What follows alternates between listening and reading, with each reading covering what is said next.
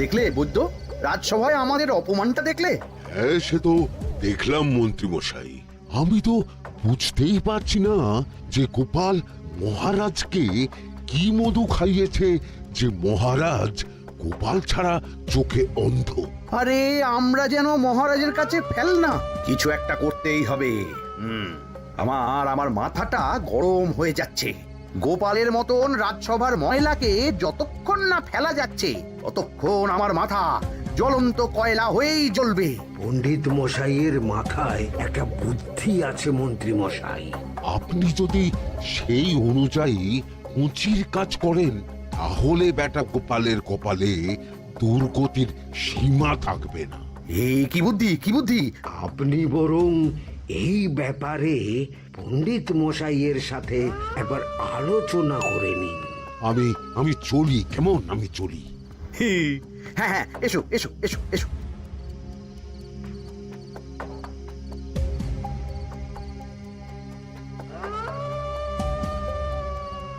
আরে ওই তো আমার বাঁ হাত ঘটা আসছে, বেটাকে দিয়ে একটা কাজ করাতে হবে। এ কি মন্ত্রী মশাই, আপনি এখানে দাঁড়িয়ে কি করছেন? এই একটা গুরুত্বপূর্ণ ব্যাপারে কথা বলছিলাম। একটা একটা কাজ করতে পারবি? কি কাজ করতে হবে বলুন মন্ত্রী মশাই। আমাকে একটু ঠান্ডা জল, পাতিলেবু আর পুদিনার পাতা দিয়ে শরবত বানিয়ে খাওয়াতে পারবি? সেসব আমার ঘরে ব্যবস্থা করাই আছে। চলুন চলুন, আমার সাথে চলুন। হ্যাঁ হ্যাঁ, চল চল চল চল চল।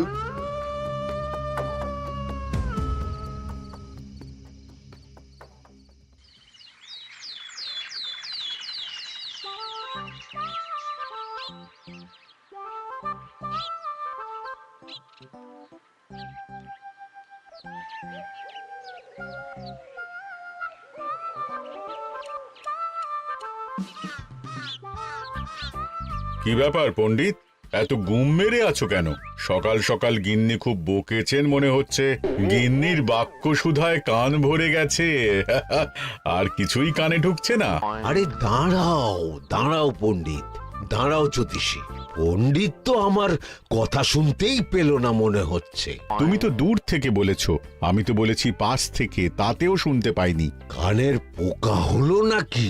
কি গো পণ্ডিত, ব্যাপার কি? কেমন বুঝছো? এ তো ভয়ানক কর্ণকোষ্ঠবদ্ধতার লক্ষণ। তুমি কচু বুঝেছো? আমার হয়েছে কর্ণগোপাল, তোমাদেরও হতো, কিন্তু তোমাদের দোকান কাটা বলে হয়নি। তুমি আমাদের অপমান করছো। তোমাদের অপমান বোধ থাকলে কোনো শব্দই কানে ঢুকতো না, শুধু একটাই শব্দ কানে বাজতো, গোপাল গোপাল গোপাল। এবারে রাজসভায় কিভাবে হেনস্থা হতে হলো মনে নেই?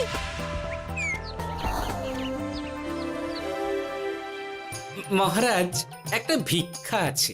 ভিক্ষার জন্য কৃষ্ণনগরের রাস্তাই সবচেয়ে উপযুক্ত জায়গা গোপাল, তুমি বরং সেখানেই যাও।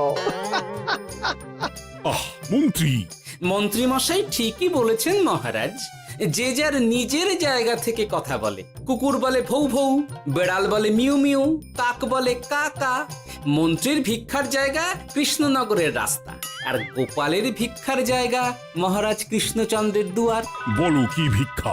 বাড়িতে পুজো আছে মহারাজ, খরচা অনেক, কিছু ঋণ আবশ্যক। যদি 100 মোহর। ঋণ তোমাকে আমি দিতে পারবো না গোপাল। পুজো উপলক্ষে তোমাকে আমি 100 মোহর দিলাম। মহারাজ, আমিও ঠিক এই কথাটাই বলতে যাচ্ছিলাম। আমরাও তাহলে বাড়িতে পুজো করব। পুজোর জন্য আমাদের অনেক খরচ, তাই যদি। অবশ্যই অবশ্যই, কত ঋণের প্রয়োজন খাজাঞ্চির কাছ থেকে নিয়ে নিও, সুদটা আমি মাফ করে দিলাম। মহারাজ, গোপালকে দান আর আমাদের ঋণ? হ্যাঁ, কারণ তোমরা নিজেরা খাবে, কিন্তু গোপাল অন্যদের খাওয়াবে। গোপালের মতো মানুষের সঙ্গে থাকাই হলো রাজধর্ম। কিন্তু তাছাড়াও তোমরা হলে 80 যাই বেতন পাই দলের লোক। গত 1 বছরে তোমার কোন মন্ত্রণা দেশের কাজে এসেছে? পণ্ডিত কোনো নতুন তত্ত্ব শুনিয়েছে? জ্যোতিষী কোনো অমোঘ ভবিষ্যৎবাণী করেছে? আর বৈদ্য 3 বছর ধরে আমার হাঁটুর ব্যথা সারাতে পারেনি। কিন্তু গোপাল, গোপালের ভাঁড়ে হাস্যরসের কখনো অভাব হয়নি। মনে আছে? আছে। কিন্তু করার তো কিছু নেই। আছে। কিছু ভেবেছো নাকি পণ্ডিত? তোমাদের মনে আছে মহারাজ মোহর দেওয়ার পর গোপাল সেদিন বলেছিল, কি গোপাল, খুশি তো?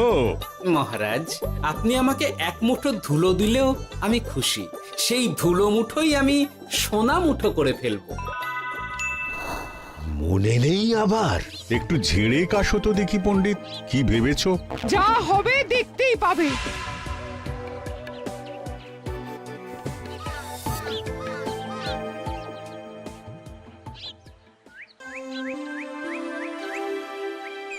মহারাজের জয় হোক। মহারাজের জয় হোক। ওরে বাবা, এই যে সকাল সকাল চান করে ঠান্ডা লেগে গেল মনে হচ্ছে। মহারাজ, ওই কবি গান উপলক্ষে গত মাসটা আমি কৃষ্ণনগরের কোণে কোণে ঘুরে বেরিয়েছি। প্রজাদের মধ্যে একটা অসন্তোষ আমি লক্ষ্য করেছি মহারাজ। অসন্তোষ? আমি তো জানতাম আমার শাসনে প্রজারা সুখে আছে।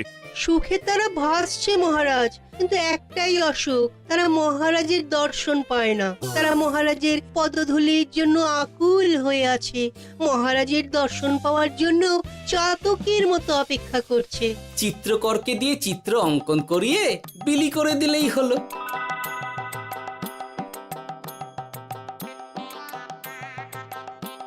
খুব ধুলো হয়েছে মহারাজ, কিন্তু এত ধুলো। কালকের ঝড়ে ঢুকেছে। ঝাড়ুদার,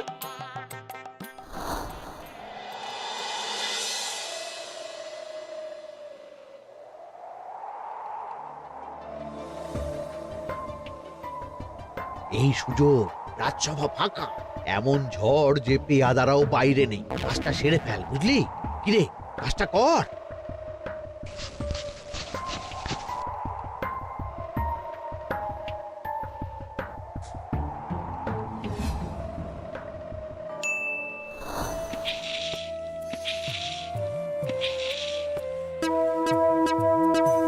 এত ধুলো!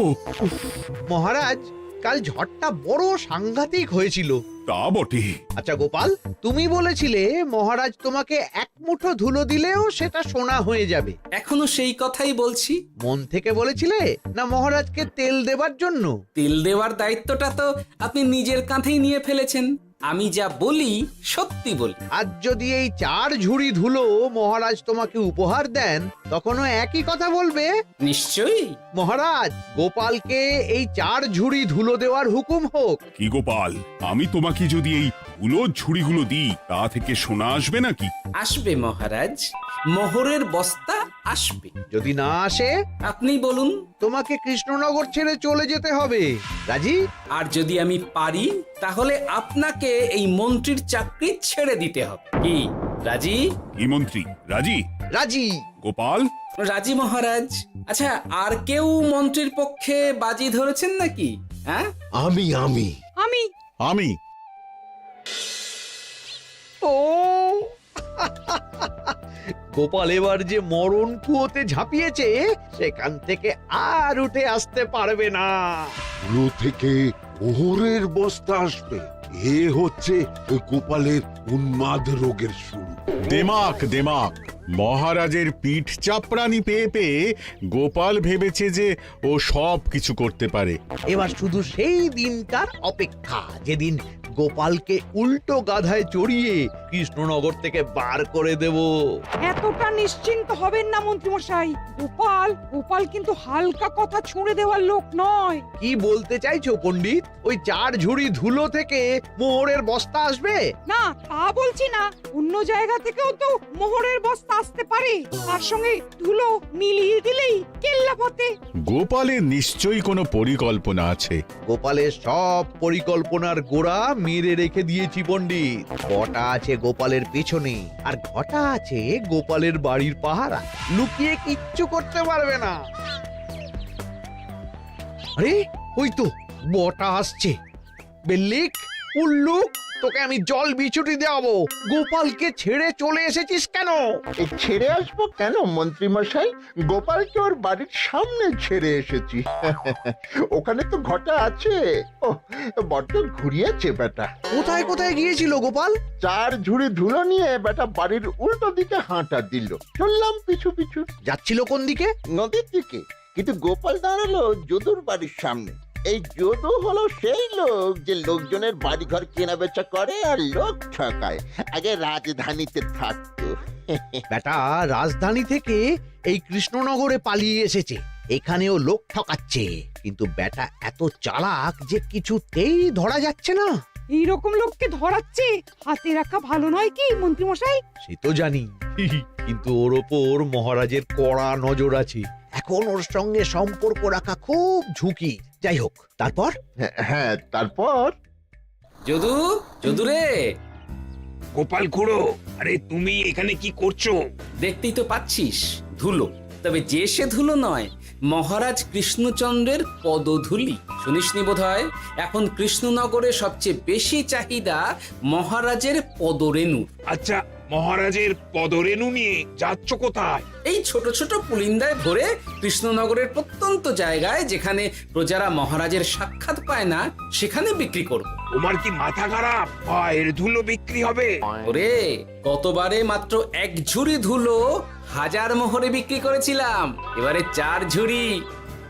শোনো, তুমি আবার ঘুরে ঘুরে বিক্রি করবে কেন? তোমাকে আমি বরং 10 মোহর দিয়ে দিচ্ছি। তুমি আমাকে এগুলো দিয়ে দাও, আর বিক্রি করে যা হবে তোমাকে এই 40 ভাগ দিয়ে দেবো। ওই 10 মোহরে বদমাস যদুকে ধুলো বেচে গোপাল বাড়ির দিকে চললো। বাড়ির সামনে অব্দি পেছনে পেছনে গিয়ে তারপরে এই আপনাদের কাছে আসছি। বলিস কি রে, ধুলো বেচে 10 মোহর? ও মন্ত্রী মশাই, গোপাল তো একেবারে নাড়ি ধরে টান মেরেছে। গেল রাজসভায় এমন সুখে চাকরিটি গেল, এবার আবার রাস্তার ধারে গিয়েই বসতে হবে। এবার নবাবের দরবারে জায়গা আছে কিনা খোঁজ করি গিয়ে। তাত্তেরি 10 মোহর আর 1 বস্তা মোহরের মাঝখানে অনেক রাস্তা, সেই রাস্তায় আমি লোক বসিয়ে রাখবো। আরে আরে, ওই তো তোমার ঘটা আসছে। এই তুই গোপালের ঘরের পাহারা ছেড়ে এলি কেন? গোপাল নেই নেই নেই নেই নেই নেই।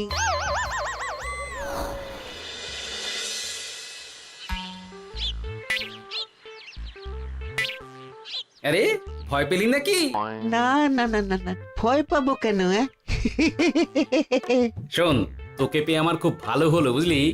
তোকে আমার একটা কাজ করতে হবে। বলো বলো। আসলে বুঝলি, আমার না গিন্নিকে নিয়ে তার বাপের বাড়ি যাওয়ার কথা ছিল, কিন্তু হঠাৎ বিশেষ কাজে আমাকে খামবাজে চলে যেতে হচ্ছে। এখন আমি গিয়ে গিন্নিকে বললে বুঝতেই পারছিস কুরুক্ষেত্র হয়ে যাবে একেবারে। তাই আমি কাউকে খুঁজছিলাম যে আমার বাইরে যাওয়ার খবরটা আমার গিন্নিকে গিয়ে দেবে। তুই পারবি বাবা ঘটা? ওরে বাবা, আরে আরে আরে, ভয় পাস না, তোকে গিয়ে মুখে কিছু বলতে হবে না। এই নে, এই চিঠিটা আমার বউকে দিবি।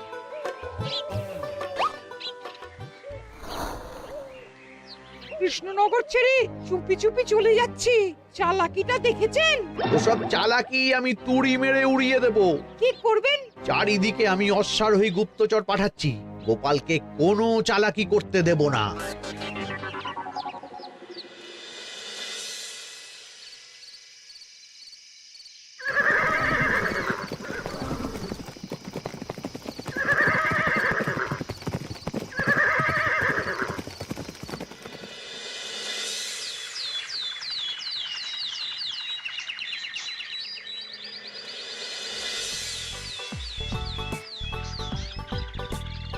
অং বং পিং পং।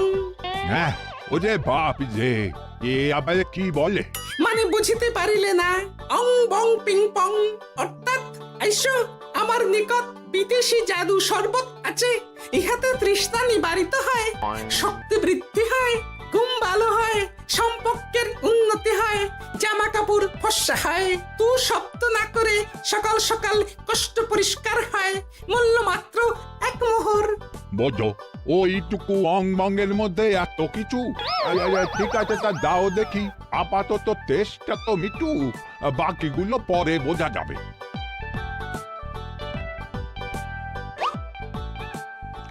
আহ বড় ভালো খেতে তো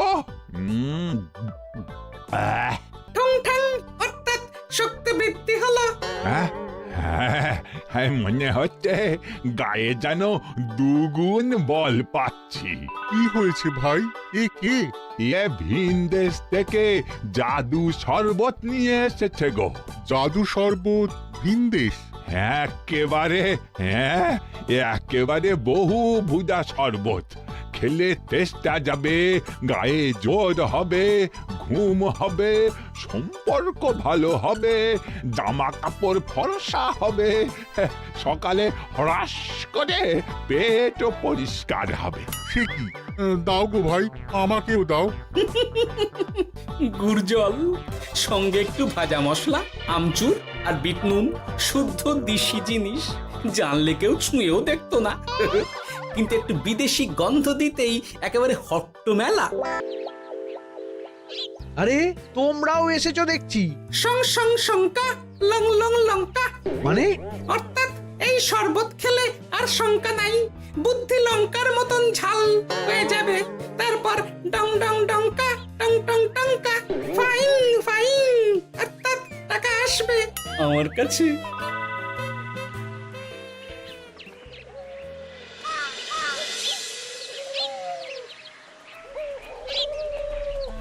ঝপ ঝপ ছপাং, ভট ভট ফটাং।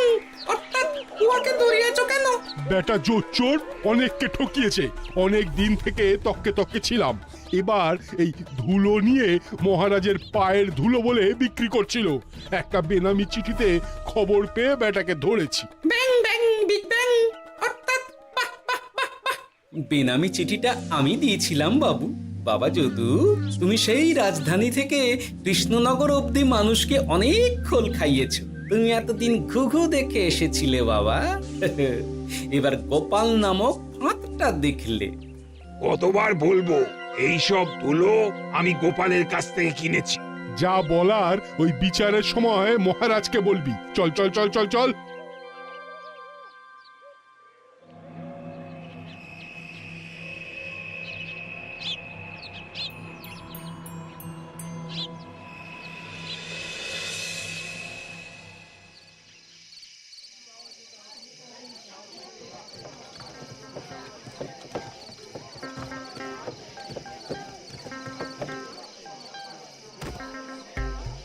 ঝন্টু মন্টু ননাংফু। নাও ঠেলা।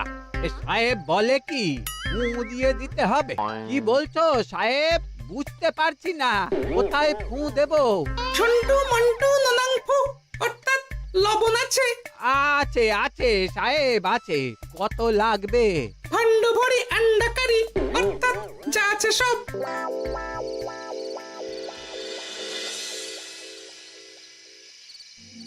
ব্যাস, মোটামুটি আশেপাশে সব দোকানের নুন এখন আমার জিম্মায়। এবার আসল মজা শুরু হবে।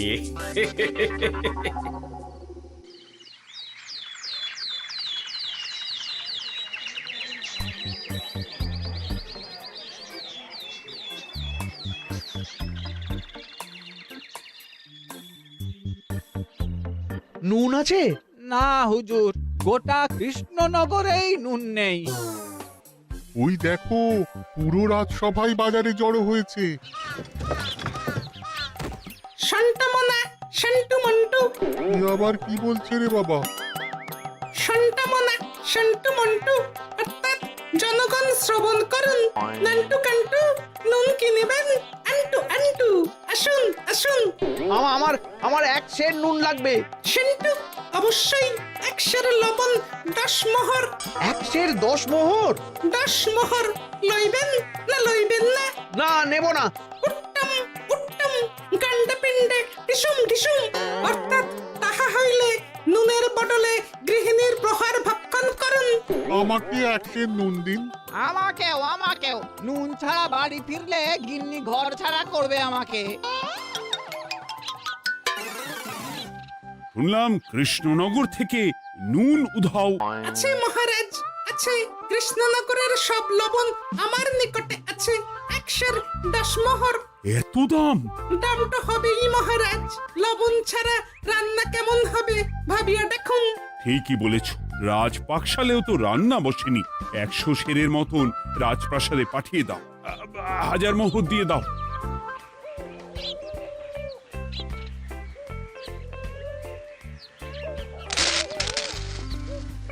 ব্যাস 1 বস্তা মোহর হয়ে গেছে।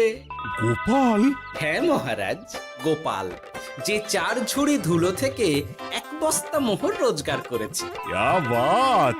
চলো রাজসভায়, পুরো গল্পটা শুনতে হবে। সকলেই এসো তাহলে রাজসভায়। কিন্তু মহারাজ, যারা বাজি হারলো তাদের তো চাকরি গেছে, তো তারা রাজসভায় যাবে কি করে? ঠিক ঠিক ঠিক বলেছ। আর যারা বাজি হারলো তারা বাদ, বাকিরা চলো। এই সেরেছে, গোপাল তো আবার বাজি মেরে দিল। ও মহারাজ, আমাদের দেখুন। ও মহারাজ, আমাদের দেখুন। ও মহারাজ।